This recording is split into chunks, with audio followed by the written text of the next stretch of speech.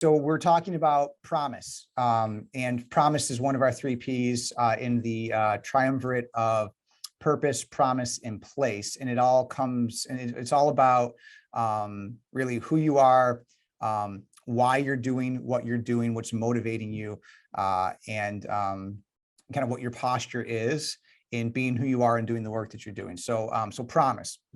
So promise, when you make a promise, really a promise is a ritual, like making an oath. And we've been making oaths for thousands of years as a civilization, right?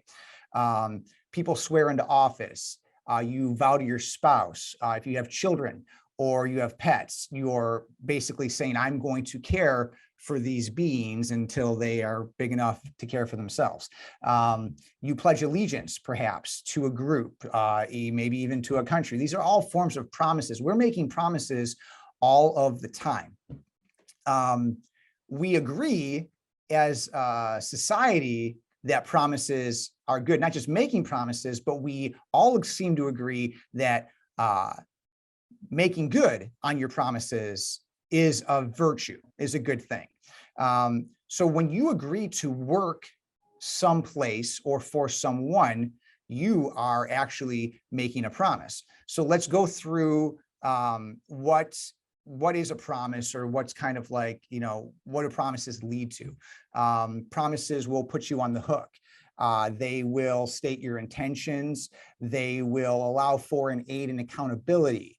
They align with integrity, the idea of integrity of something being whole and complete or as stated. They show a specific attitude. They demonstrate a certain degree of commitment. They demonstrate power, a posture of power and in confidence and effectiveness. And finally, I'd say they suggest what is possible. When you think of promise, you think of making a promise, but when you think of something or somebody or an idea having promise or showing promise, that is about potential. It's about the future. And so when you make a promise, you're saying, this is what I stand for. This is a commitment that I'm going to make. This is something that I am going to make real. And think about when you don't live up to your promises. It really is a form of dishonesty, though it's not necessarily intentional. It's unintentional, but it's still a form of dishonesty. And I think that's,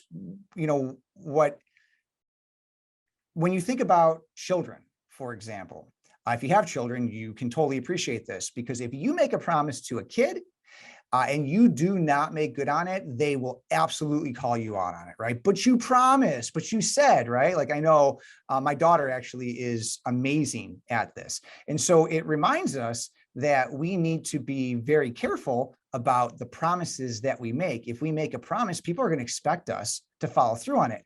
So what the heck does that actually have to do with your work, with your craft, with your art, with the way that you make a living? Well, so I would say that it's the most, I guess, effective way to ensure that you are doing work that matters, and that you are in a position to do powerful work that matters. So if you can think about the work that you do and the outcomes that you're trying to create, the results that you want to create for yourself and specifically for others, for the people that are counting on you, like your peers, your coworkers, perhaps your clients, I think there's nothing more powerful than of thinking of it like a promise, thinking of your work as if you are making a promise. So I think this can work at the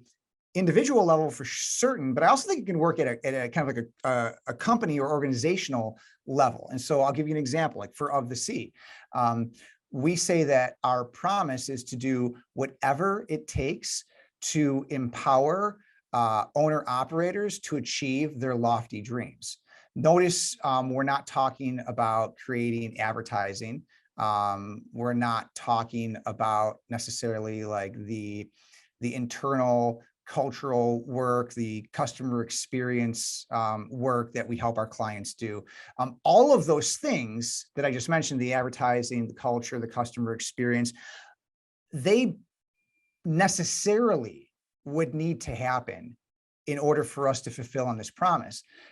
If we think of, for myself, in my role as the, I guess, owner operator of this company, and as lead consultant to our clients, and as the person who is responsible for the culture of the Sea, my promise is to do whatever it takes to empower and equip my team and our clients to be top performers.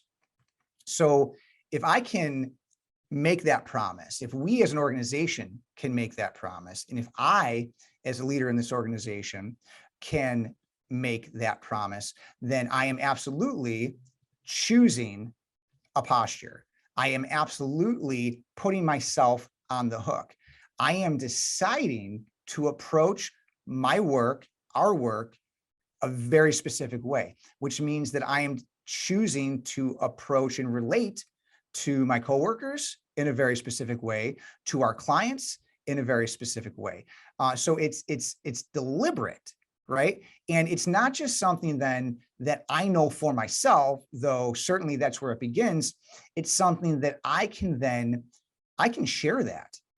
I can relay that to others. And I do. I tell our clients what our purpose is. I tell our clients what our promise is so that they know what we're committed to on their behalf, right?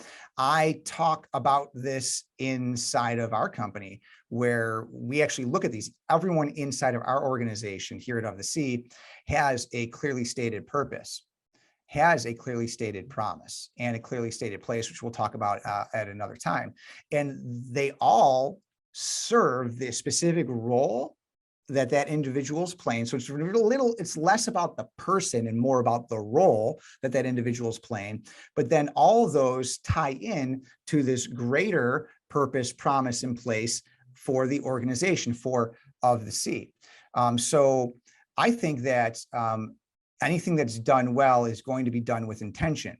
And so the whole idea with promise is to be intentional and to know what that thing is that's really motivating us, to have the right posture as we relate to it, and then to actually declare it, to yourself, declare it to your teammates, declare it to your clients. And I guess, yeah, like when it comes to the company in your advertising, you declare that to the world. And you might not do that as explicitly, but then your advertising is certainly going to have that promise in mind as well. People love people that make and keep promises. That's who I want to be. That's who I want our team to be. That's who I want our company to be. And I absolutely believe that that's who our clients want us to be.